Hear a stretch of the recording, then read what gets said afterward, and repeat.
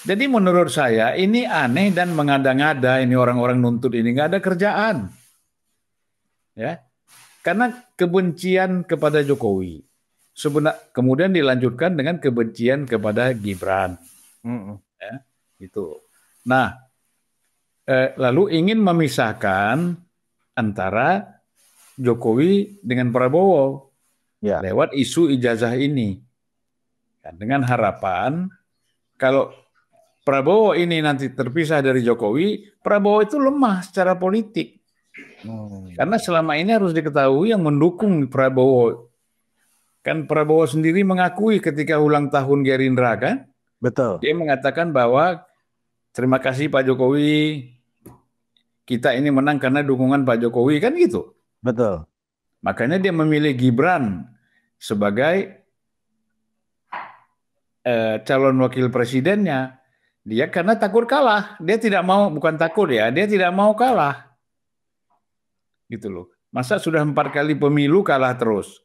Nah sekarang peluang dia untuk menang dia harus gandeng Jokowi. Itu siapa aja, orang berpolitik itu siapa aja, bukan hanya Prabowo, siapapun. Kalau orang mau menang pasti mencari kekuatan-kekuatan yang bisa memungkinkan dia menang. Kalau enggak ya bodoh namanya. Ya kan? Kalau orang tidak memanfaatkan peluang untuk dia bisa menang dari siapapun, dia harus manfaatkan itu. Ini politik kok, gitu loh. Jadi hal yang wajar.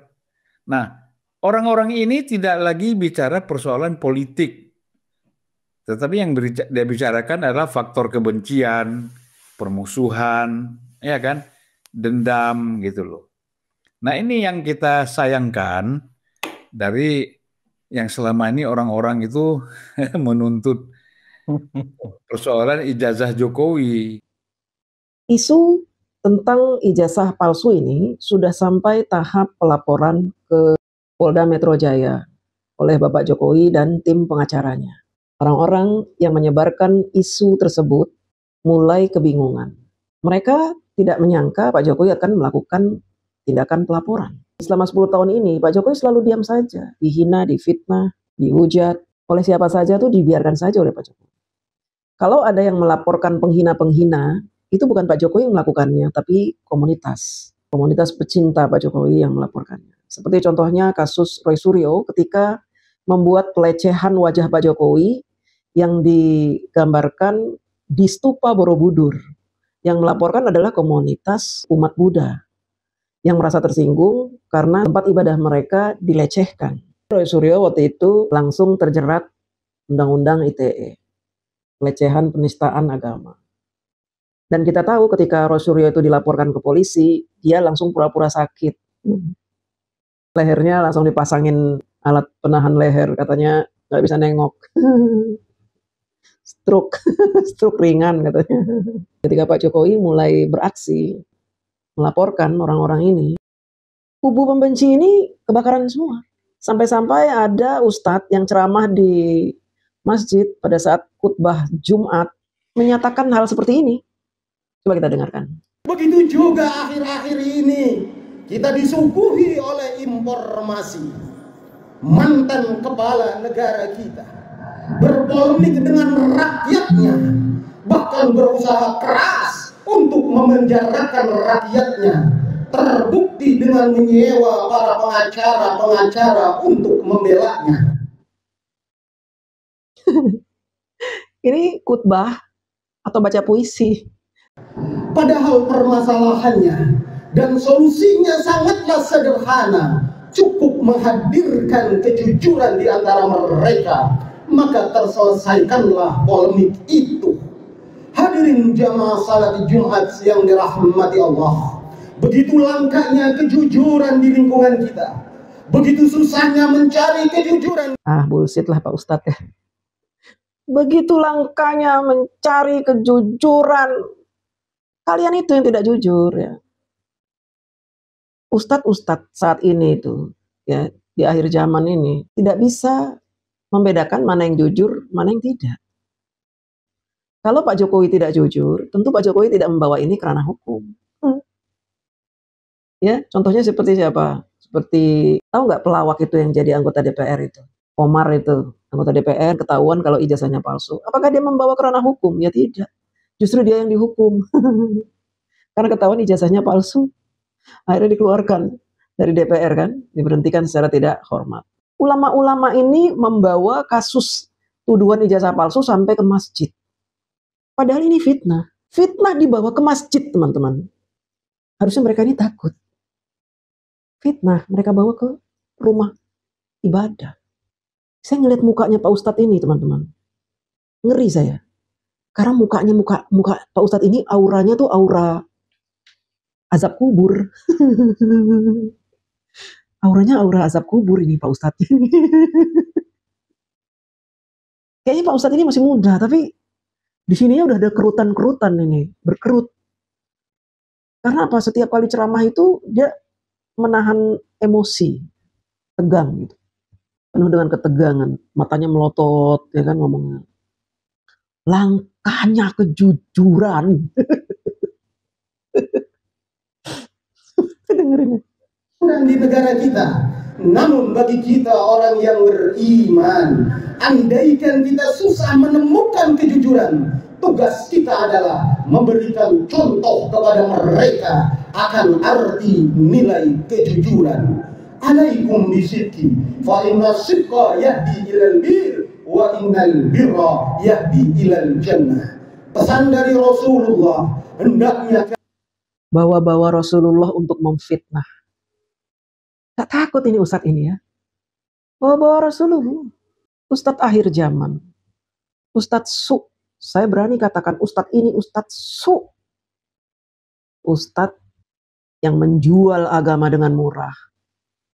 Untuk menyebarkan dusta kebohongan, memprovokasi umat Islam. Melalui podium yang suci di tempat ibadah yang seharusnya dimuliakan. Tempat suci ini harusnya berisi tentang ajaran-ajaran kebaikan. Untuk saling mencintai, menyayangi. Kalau bicara tentang kejujuran, ya tentang hal-hal yang ada di sekitar kita. Dia bicara tentang kejujuran dikait-kaitkan dengan tuduhan ijazah palsu. Yang dia sendiri belum tahu. Apakah tuduhan itu benar atau tidak. Dia sendiri belum tahu. Apakah ijazah Pak Jokowi ini asli atau tidak. Tapi dia berani membawa kasus ini ke masjid. Di depan jamaahnya dia mendiskreditkan Presiden ke-7 Indonesia. Kalau zaman Pak Harto dia melakukan ini, besoknya udah tinggal nama. Tahu-tahu kelenger, diracun orang.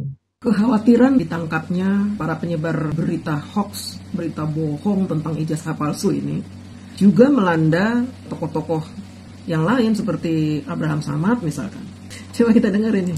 Untuk pembungkaman terhadap suara-suara kritis, dan ini sebenarnya melanggar hukum. Menurut hemat saya, apa yang terjadi terhadap Mas Roy Suryo, Rismo, Dr. Tifa, dan Fadila, ini adalah satu bentuk pembungkaman. Bisa-bisanya mantan ketua KPK yang dulu disegani orang berbicara bahwa ketika Pak Jokowi melaporkan orang-orang yang sudah menghina dia, yang sudah mendiskreditkan dia, orang-orang yang sudah menyebarkan berita bohong dan menfitnahnya, dikatakan katanya pembungkaman. Jadi menurut Abraham Samad ini, ketika kita memfitnah seseorang, kemudian orang itu tidak suka dengan fitnah kita, orang itu membungkam kita. Pembungkaman yang kata dia melanggar undang-undang. Terlalu pinter apa gimana ini ya? Pak Abraham Samad, Pak Jokowi ini juga mendapatkan perlindungan hukum. Sehingga beliau bisa menggunakan jalur hukum untuk menegakkan hak dia. Nah, ini kan difitnah, ijazahnya katanya palsu. Pak Jokowi meminta perlindungan hukum dengan melaporkan orang-orang itu. Supaya nama baiknya dikembalikan. Bukan pembungkaman, Pak. Ya namanya orang fitnah ya harus dibungkam, kalau perlu diplester. Mulutnya dijahit, Pak. Ya, kalau orang yang tukang fitnah itu mulutnya dijahit. Dalam Islam saja disebutkan, kalau tukang-tukang fitnah itu hukumannya apa di neraka nanti? Mulutnya itu disiram pakai air panas sampai melepuh. Lidahnya itu ditarik, digunting, ditarik, digunting, ditarik, digunting, itu Pak hukumannya, bukan pembungkaman, Pak. Sekarang kalau Bapak difitnah, Abraham Samad koruptor, selama dia menjadi KPK ijazahnya palsu, Bapak nggak melaporkan orang itu, biarin aja gitu, didiemin aja. Bapak langsung ambil ijazahnya, tunjukin ke orang, nih saya ijazahnya asli. Bapak nggak tersinggung digituin. Saya rasa mungkin Bapak lebih dari itu. nggak nyampe seminggu Bapak udah langsung ngelaporin orang itu. Kasus ijazah palsu difitnah sejak tahun 2022. Pak Jokowi cukup sabar, Pak. Sabar difitnah, diam saja, menunggu sampai kapan nih orang yang memfitnah bisa membuktikan bahwa ijazah saya palsu. Ternyata sudah 4 tahun ditunggu-tunggu nggak juga muncul bukti bahwa ijazah Pak Jokowi palsu. Orang yang ngaku doktor, yang ngaku ahli telematika, ngaku ahli IT, ternyata tidak bisa membuktikan bahwa ijazah Pak Jokowi palsu, ya sudah, laporin aja ke polisi. Ternyata gedabrus mereka itu. Titelnya bererot itu, ngaku-ngaku ahli, ternyata bodong, nggak punya keahlian apapun. 4 tahun nggak bisa membuktikan ijazah Pak Jokowi palsu. Bahkan orang yang menyebarkan berita ijazah palsu sudah dipenjara. Si Bambang Tri dipenjara, Nur Sugi dipenjara. Sebelum Pak Jokowi melaporkan teman-temannya itu, dia teriak-teriak apa si Abraham Samad? Gua semangat, adili Jokowi, adili Jokowi. Dia kan ngomong, kalau orang paham tentang konstitusi, harusnya tidak membungkam suara-suara kritik. Itu bukan mengkritik, memfitnah. Dia belum punya bukti bahwa ijazah Pak Jokowi itu palsu, tapi sudah teriak-teriak adili Jokowi, adili Jokowi. Itu memfitnah, bukan kritik. Kritik itu begini loh Pak, saya ajarin deh, ya.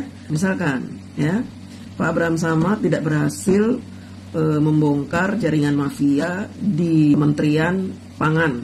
Padahal jelas-jelas di situ ada mafianya, mafia beras. Tapi KPK nggak berhasil. Kemudian muncul seseorang mengkritik.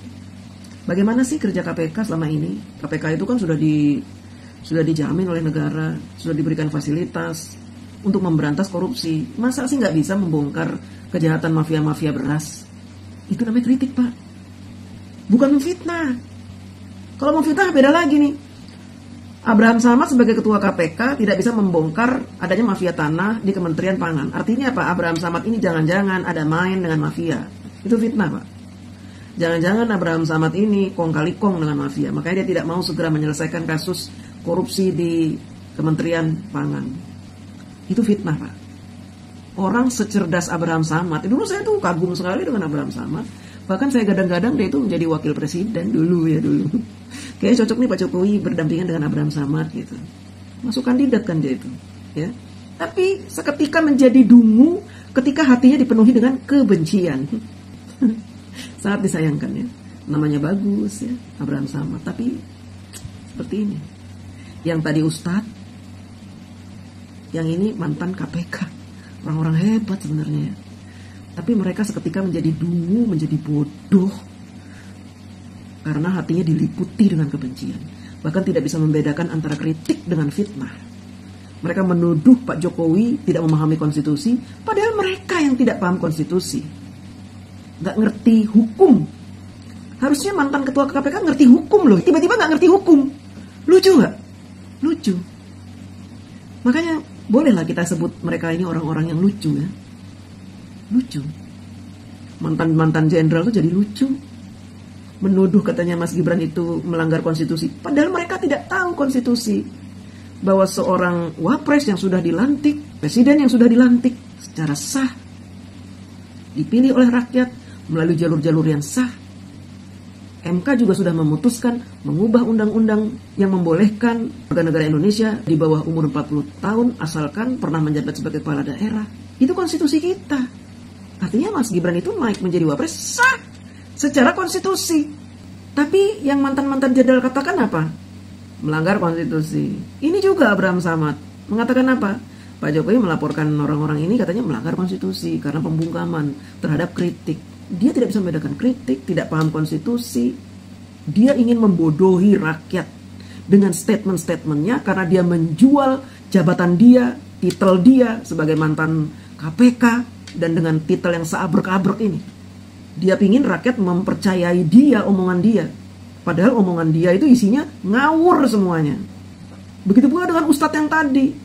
Dia ingin jamaahnya percaya kepada omongan dia. Dia menjual jabatannya sebagai ustadz, sebagai pengkhotbah.